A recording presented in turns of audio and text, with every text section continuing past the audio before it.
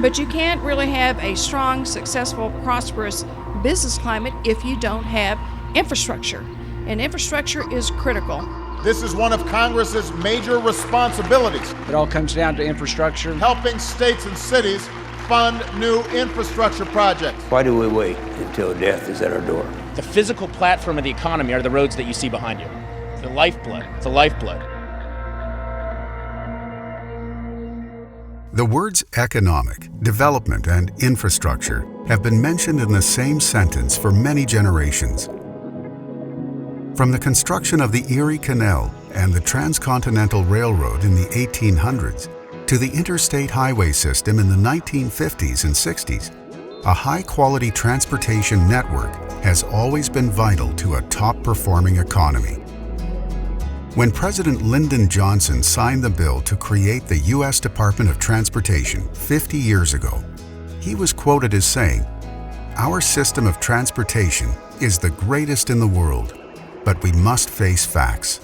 We must have the courage to let our people know that our system is no longer adequate."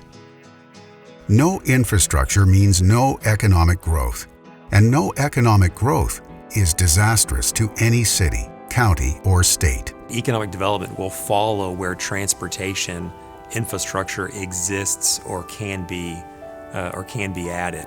But absent the transportation infrastructure, absent the ability to move people and goods and services. Dr. Russell Evans is an economist and teaches at Oklahoma City University. Evans says the key is to be proactive and work with economic development groups, commerce and planning groups, and try to steer the economic activity where the cities and counties want it and where they think it would be most beneficial to their communities. Mobility of people and mobility of goods and services are key drivers of growing employment, growing local wages, growing the income in the middle. It's all about mobility, productivity, and then directing and steering optimally economic development. We had a street here in town that leads to the east. It was a dirt road back in the 70s. The city manager at that time made the decision to pave this dirt road that really went to nowhere, and obviously received a lot of criticism for it. But since that time, that area has developed through residents and through businesses, and actually leads into our new business development area that we have in Oak City, which are attracting our big box stores, which obviously provides a lot more sales tax for Oak City.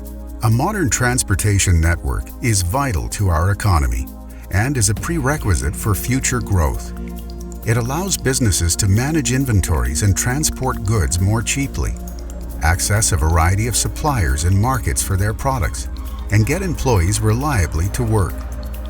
A good example is Commercial Metals Company. The Irving-based company is building a micro mill in Durant, primarily because of ODOT's vision to build a bypass in 2009. But when we think about what's important to locating a steel mill, transportation is key. If we did not have the bypass, if we did not have the interchange allowing us to easily access the bypass, we wouldn't be in Durant. And we think with improved transportation really everywhere, our economy can continue to grow. You see two factors driving a county's economic performance: population growth, economic growth.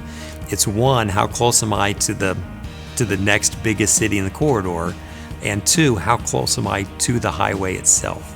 Every business wants easy access. And if you've got to pull off and turn around and maybe drive a mile or two or half a mile back somewhere, you're less likely to get the customers, or you're less likely to get the business to go in there because of the lack of access to them. We can't attract businesses and residents to Oklahoma if we don't have good access and good roads. And without it, you will start to see a deterioration of our state and our communities. Regardless of the type of business, the location is also influenced by the ability to move workers from where they live to where they work efficiently. A good location minimizes productivity losses and maximizes the work productivity when workers are on the job. And one of the things that I don't think we talk enough about in terms of Oklahoma transportation infrastructure improvements is how do we make improvements that enhance productivity? If I can get people to and from their activities quicker, right? If I can take away the lost time of the commute, then that's tremendously important in terms of productivity gains. I do think location is important. When people are looking at commute times and they're looking, at how long it's going to take to get in and out of work, those are really critical factors to this generation. People want to live, work, and play in Claremore, but the jobs might be just, in that 20-minute radius of those other assets of the state. So it's important to connect all of those with strong roads and bridges and continue to invest in the infrastructure that keeps it all going. As we grow, hiring and attracting and maintaining top talent is really critical to our success. And so when we look at Oklahoma and our talent pool, we want to make sure that we have an area that's extremely accessible.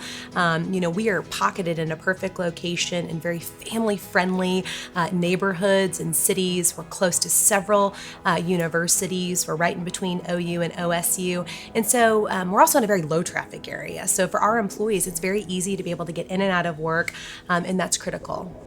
Transportation infrastructure is the key to enhancing productivity and mobility. And often we think about it as an expense, as a year-to-year expense, as an operational expense, and it's really not, right? It's incorrectly viewed as an operational expense of a regional economy. It's much more a capital-intensive asset that then facilitates the productivity and the mobility of your day-to-day operations. The demographic reality is this. By 2045, the U.S. population will grow by more than 70 million, and traffic will increase by 45%. Gregory Nadeau, Deputy Administrator of the Federal Highway Administration, asked this question when visiting Oklahoma. Do we invest in our infrastructure so that more people and more freight can boost our economy, helping our children and grandchildren prosper? A real boon to their economic future? Or do we fail to prepare for the tsunami so it becomes a choke point that cuts off potential growth and diminishes our quality of life? Those are the challenges and choices we face.